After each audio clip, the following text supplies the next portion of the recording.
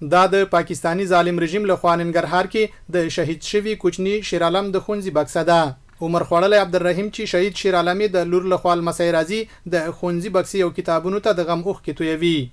والله چا سره داسې ورانه جاړه نه وه او تنکي ماشومان د خاورو لاندې ما په خپل لاس باندې رسپړلي او دغه ماشومان زما نصیب وخوه او دغه ور د سکول کې هغه ور معلم صاحب امین ګل نامه د هغه معلم دغه د سکول بکسې دي خواړه ور ماشومان دي خاورو لاندې او ډېر زیاتې ورسره وشو او دغه زیاتې په کار دی چې دولت چارواکي هم پوښتنه وکړي.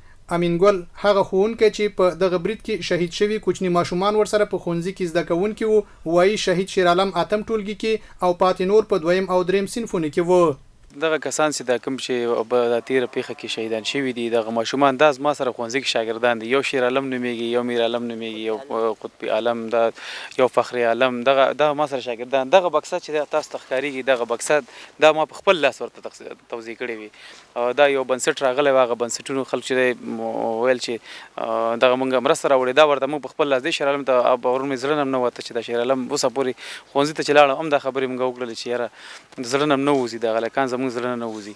نو زموږ شاګردانو واقعا ډېره دردونکې پیښه ده. والله پاک دې خلکو ته اجر ورکړي. او دا شیر عالم په اتم صنف کې او نور چې دریم صنف کې دا واړه.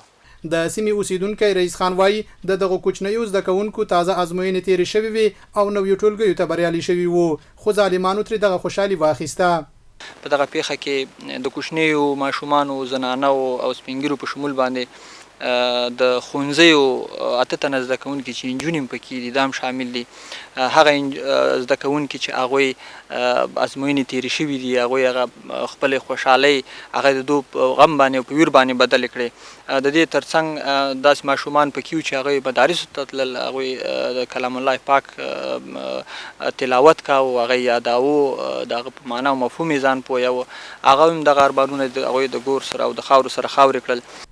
د سیمې اوسیدونکي وایي دا لومړی ځل نه ده چې پاکستان په افغانستان کې په بېګناه ماشومانو، میرمنو او سپین ږیرو برید کوي بلکې له دې وړاندې هم ورته بریدونه کړي وو چې د اسلامي امارت لخوا ورته د افغانانو د ساتنې په موخه غاښ ماتونکی ځواب ورکړل شوی و.